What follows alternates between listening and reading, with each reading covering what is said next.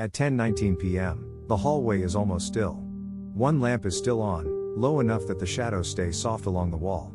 The backpacks are where they were dropped earlier, leaning into each other like the day never quite finished. A pair of shoes points in two different directions. Somewhere deeper in the house, a floorboard gives its small evening sound. The car keys are in your hand. All day, there were faces. A student waiting outside your office. A parent trying to sound calm. A teacher standing in the doorway with one more thing to carry. Most of it ended without, thanks, the way quiet work often does. Now the room asks nothing. You notice how the silence has arrived before you did. Your thumb rests against the edge of the key fob. The house keeps settling around you, and for once, the pause is enough. The hallway does not look like much from the outside. It is only a narrow stretch of floor between the front door and the rest of the house. A place where shoes gather without much order. A place where backpacks end up when the day has used them enough. There is a jacket half slipped from one hook, one sleeve turned inside out, the fabric holding the shape of someone who was in a hurry earlier. The lamp makes a small circle of light. At school, the lights were different. Brighter. Flatter. The kind that stay above you all day and make every hallway feel a little too awake. Even after the last bell, there were still voices in the building, still lockers closing, still a printer somewhere refusing to be quiet. A public school does not become silent all at once. It empties in pieces. So do you. You came home carrying more than a bag. Not in any dramatic way. Nothing anyone would know to point at. It was in your shoulders while you drove. It was in the way you sat through the red light without reaching for the radio. It was in the breath you let out only after pulling into the driveway and seeing that the porch was still lit. The car keys stayed in your hand longer than usual. Maybe because the metal was cool against your palm. Maybe because your body had not yet crossed fully from one place into another. The workday had followed you to the door, not loudly, not demanding anything specific, only staying close, like a coat you forgot you were still wearing. Inside, the house had already begun its late rhythm. Not sleep exactly. Something before sleep. The low hum behind the walls. A pipe giving one small sound. The refrigerator holding its ordinary note from the kitchen. A door farther down the hall not fully closed, leaving a thin line of darker room beyond it. The backpacks sit by the wall. They are small evidence that other lives passed through here too. Math folders. Crumpled papers. A lunchbox that may or may not have been emptied. The strap of one backpack lies twisted on the floor, as if even the bag got tired of holding itself together. Earlier, maybe someone called out from this same hallway. Maybe someone could not find a shoe. Maybe someone forgot a form that had to be signed. Now none of it speaks. You stand there with your keys, hearing how quiet the room has become. It is not the clean quiet of an empty house. It is a lived-in quiet. A quiet with crumbs somewhere, with dishes waiting, with one more email you could answer, with a calendar that has not stopped asking for tomorrow. But for this small stretch of night, the asking has moved back a little. That is what you notice first. Not relief, exactly. Not happiness. Something smaller and easier to miss. The way the hallway lets you stand there without explaining why you are still standing there. The way the lamp does not question your silence. The way the backpacks, leaning tiredly against the wall, do not need to be fixed right away. At school, so much of your day was made of noticing. The student who said they were fine, but looked at the floor a little too long. The teacher who tried to make a joke, but had tired eyes. The parent who needed information and reassurance in the same breath. You noticed because that was the work. You noticed because someone had to. Here, no one notices this pause. And maybe that is why it feels gentle. Your hand lowers a little. The keys make a soft sound against each other, not enough to wake anyone, not enough to disturb the hall. You look at the backpack strap on the floor. For a moment, your fingers touch it. The fabric is worn at the edge, a little rough, familiar from many mornings of lifting it, moving it, getting it out of the walkway. You could hang it up. You leave it where it is. Not because you have given up. Not because the house has stopped mattering. Because the house is still holding itself, even in its unfinished way. The shoes can stay turned outward. The backpacks can lean. The lamp can keep its quiet watch over the entryway. Your keys rest in your palm. For once, they are not only the thing that got you here. They are the small proof that you arrived. That the car is off. That the door is closed. That nobody is calling your name from the school hallway. That the rooms ahead of you may still need things, but this one little pause does not. It asks for nothing. And in that, the car keys become enough. The day has a way of staying in your hands. Even after you are home, even after the car is locked and the night air is behind the door, something of the school building remains in your fingers. The edge of a folder. The shape of a pen. The soft click of your office door closing after one more conversation that had to be held carefully. You do not bring all of it inside on purpose. It comes with you anyway. A school counselor learns the weight of ordinary sentences. Words that sound small to someone passing by can hold a whole room inside them. I do not know what to do. He has not been sleeping. She will not talk to me. I am fine. I am fine. I am fine. Some sentences stay quiet even after they are spoken. You stood beside lockers today. You sat across from a student who kept twisting a sleeve around one finger. You nodded while a parent looked at the floor, trying to make sense of a child they love and cannot always reach. You answered an email with careful words because careful words were all that fit. Somewhere in the middle of it, lunch became a thing that happened quickly, if it happened at all. Then the building emptied. The hallway light stayed bright. The posters on the walls stayed cheerful. A janitor's cart moved slowly past a classroom door. Your own office probably still held a chair pulled slightly away from the desk, a tissue box turned at an angle, a sticky note with something you meant to remember. You turned off the light because that is what people do when the day is over. But some days do not end cleanly. They follow in small pieces. Into the parking lot. Into the dark car. Into the quiet drive home, when traffic lights seem softer than they did in the morning and every stop gives your body a few seconds to know how tired it is. Now, in the entry hallway, there is no one sitting across from you. There is only the lamp, the backpacks, the shoes, the keys. The house has its own kind of counseling at night. It does not speak, but it shows what happened. The backpacks by the wall say that children came home and dropped what they carried. The shoes say someone moved through the door quickly, maybe hungry, maybe distracted, maybe already thinking about tomorrow. The lamp says someone left a little light for later. It is enough light to come home by. You notice the quiet again. Not because it is perfect. It is not. There may be a plate in the sink. There may be a sweatshirt on the back of a chair. Somewhere a device may still be charging with its small hidden glow. Tomorrow is probably waiting in more than one place. But tonight, for this moment, none of it steps forward. Your keys settle into the curve of your palm. They are ordinary keys, a little scratched, the fob worn smooth where your thumb has pressed it for years. They have heard mornings when everyone was running late. They have been dropped into bags, searched for at the bottom of pockets, held between fingers while you balanced coffee, papers, and one more thing you promised not to forget. Tonight, they are simply here. You breathe without making a decision about it. The kind of breath that appears when nobody is looking for an answer from you. At school, people come toward you with questions even when they do not say them out loud. What do we do now? Is this normal?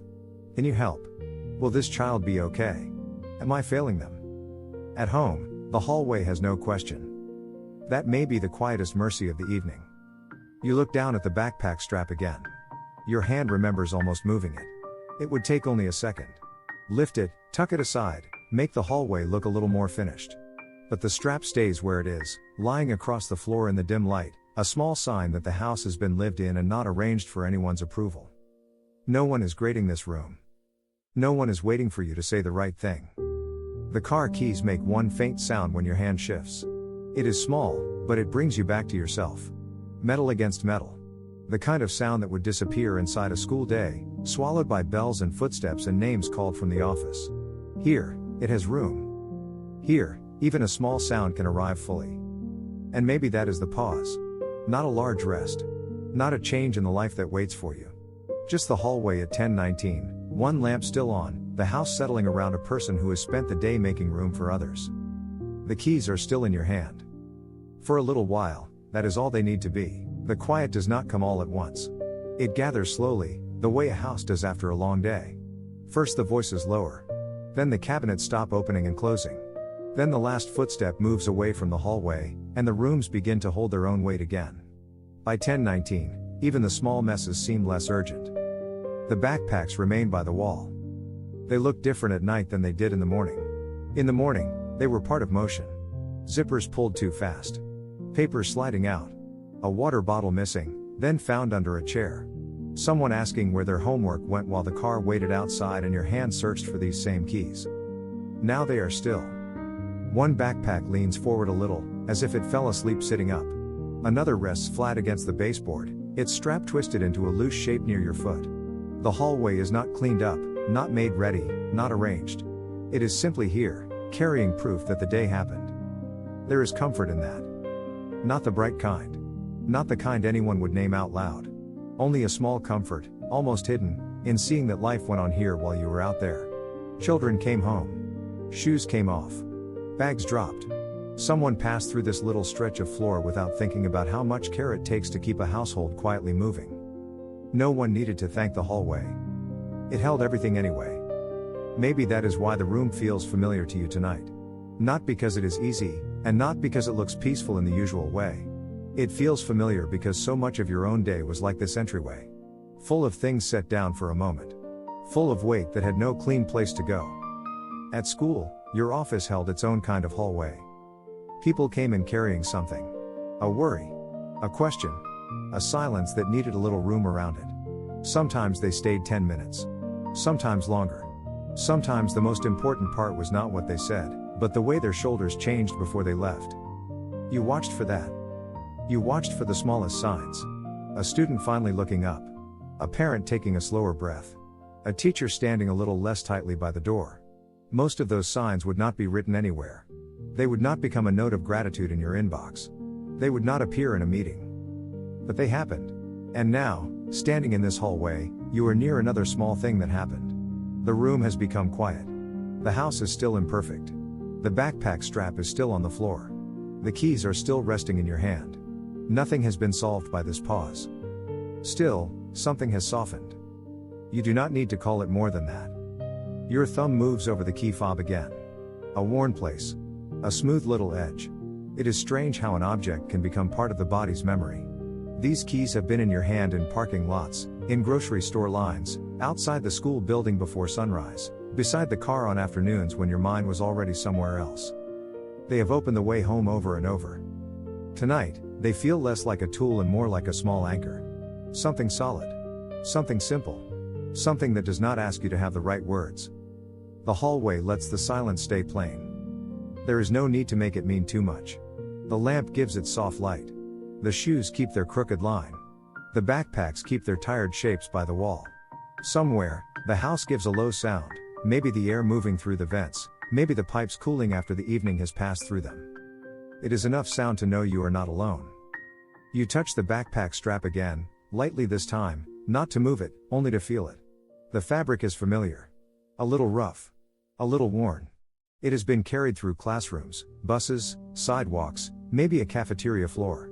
It has held books, wrappers, notes, forgotten pencils, all the small evidence of a child's day. Your hand stays there for one breath. Then it lets go. The strap remains where it is, and the world does not come apart. The hall remains a hall. The house remains a house. The keys remain keys.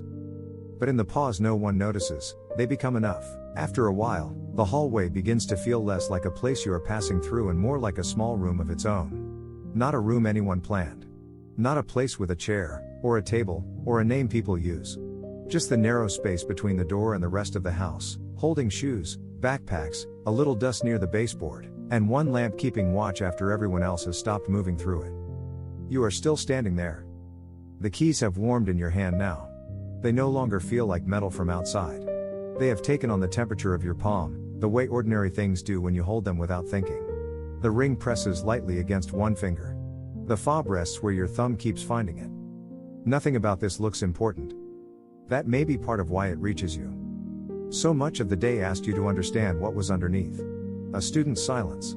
A parent's worry. A teacher's tired patience. A quick laugh that did not quite cover the strain behind it. You listened for what was not being said. You looked for the soft place where someone might need more room than they knew how to ask for. And now the house does that for you, without words. It does not ask you to name what you are carrying. It does not ask you to sort the day into what went well and what did not. It does not ask whether you said the right thing, wrote the right note, sent the right email, caught the right sign in time. The hallway only receives you. That is all. The lamp makes the keys shine in one small place. Not brightly. Just enough for the edge of one key to catch the light before the rest of it falls back into shadow. You notice the scratch near the top of the fob, the little worn spot where your hand has found it in parking lots, school mornings, grocery trips, and late returns home. An object can become familiar without being noticed. The backpacks, too. You have stepped around them 100 times. Moved them with your foot when your hands were full. Reminded someone to pick them up. Lifted one from the floor in the morning, heavier than it looked, wondering how a child could carry that much from class to class. Tonight, they are allowed to be heavy. So are you. The house settles again. A sound so quiet it almost feels like listening from inside yourself. Maybe the wood shifting. Maybe the heat easing through the vents. Maybe one of those small household sounds that never needs a clear explanation. It comes, then disappears, leaving the hallway even quieter than before. You do not move right away. At school, pauses are often filled before they can deepen. A bell rings. A phone buzzes. Someone knocks. A child looks up with a face that brings you back quickly. The day is made of doorways, but very few thresholds. You are always entering the next need before the last one has fully left your body. Here, the threshold waits. The front door is behind you. The rooms are ahead. Between them, there is this small unfinished space where nobody needs a decision from you. The backpack strap still lies across the floor. Your fingers still remember touching it. For once, leaving it there does not feel like neglect. It feels like permission. Not the loud kind. Not a sentence anyone says. Just a little loosening in the body, the kind that comes when the world does not fall apart because one small thing remains undone. The shoes can stay crooked. The bags can lean against the wall. The keys can stay in your hand a little longer. There is gratitude here, but it is not bright enough to interrupt the quiet. It does not rise like an announcement. It stays low, almost under the breath. Gratitude for the lamp that is still working. For the door that closed behind you. For a hallway that lets a tired person stand in it without becoming useful right away. You have spent so many hours being useful. Maybe this is why the pause feels tender. It does not measure you. It does not thank you either, not in the way people imagine thanks should arrive. It simply makes room for the part of you that has been holding steady all day, the part that kept showing up without needing to be seen. The keys shift once in your palm. A small sound. Enough to hear yourself here. By now, the rest of the house has moved farther away. Not in distance. The rooms are still there, just beyond the hallway. The kitchen with its quiet counters. The bedrooms with doors almost closed. The small signs of a family evening left in the places where people stopped needing them. But the night has placed a soft space between you and all of it. The hallway holds you for a little longer. There is something about standing at the edge of a house after everyone else has settled. It is not the same as being alone in the middle of the day. Daytime aloneness can still feel busy. It carries errands, clocks, phone calls, the next thing forming before the last thing is finished. This is different. This is the kind of quiet that only comes after many small needs have finally gone to sleep. You can hear it in the walls. The slow hush of air moving through the vents. The faint sound of the refrigerator farther in. The floor answering the house with one small creak, then nothing. Even the backpacks seem to have given up their daytime noise. No zippers. No papers. No search for a missing pencil or form. Only the strap on the floor. Only the shoes along the wall. Only the car keys in your hand. At school, quiet usually means something is waiting underneath. A student too still. A room after difficult news. A pause before someone says the thing they were afraid to say. You have learned to listen carefully when quiet enters a room. You have learned not to rush it. Tonight, the quiet is not asking to be read. It is not hiding a question. It is not waiting for the right response. It does not need your training, your patience, your careful tone, your ability to stay calm when others cannot. It is simply here, wrapped around the lamp, the backpacks, the shoes, the keys. For once, quiet is not another responsibility. That takes a moment to believe. Your body is still prepared for someone to need something. Even in this hallway, part of you is listening for a door opening, a voice calling, a phone lighting up on a counter. The habit of readiness does not end when the workday ends. It stays near the shoulders. It stays in the hands. But no one calls. The house keeps breathing in its own slow way.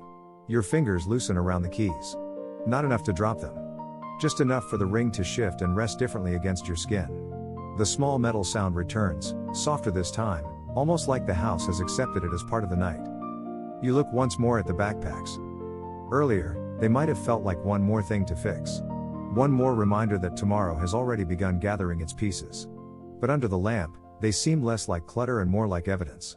Children came through this door. They carried their own small burdens. They set them down. The house received them without ceremony. Maybe you were allowed that too. Not as an idea. Not as a promise. Only as this one quiet fact in the hallway. You have arrived. The day may still be inside you. The conversations may not be fully gone. A student's face may return later while you are brushing your teeth, or turning down the bed, or standing in the kitchen with a glass of water. Some work does not leave the body right away. Still, your keys are here. They no longer open the school office. They no longer belong to the parking lot, the traffic light, the drive home, the outside air. They belong to this pause now. To this lamp. To this narrow place where the house, unfinished and gentle, does not ask you to be more ready than you are. The backpack strap stays on the floor. You let it stay. The hallway seems to understand that some things can wait until morning. Not because they are unimportant, but because the night has its own small mercy. It gives ordinary objects back their softness. It lets a pair of shoes be only shoes. It lets a set of keys be only keys. And then, somehow, more than keys. They are weight in the hand. Proof of a door closed behind you. Proof of a car resting outside. Proof that you crossed the distance between the bright school hallway and this dim one, even if your heart arrived a few minutes late. The lamp holds steady. The house settles. The pause asks for nothing. And for this quiet moment, nothing more has to become enough. Later, when you finally set the keys down, the sound is small. Not important enough for anyone to hear. Not clear enough to become a memory right away. Just metal touching wood near the lamp, after the long day has loosened its hold a little. The backpacks are still by the wall. The strap is still where you left it. The shoes still lean out of line. The house has not become neater, and nothing has been explained. But the quiet remains, soft around the edges, as if it has been waiting without needing to be noticed. You stand there one last moment. A public school hallway is far away now. The bright lights, the careful words, the faces that needed room. Here, there is only this narrow entry, one lamp, one tired hand opening slowly. The car keys rest where they are. And tonight, that is enough.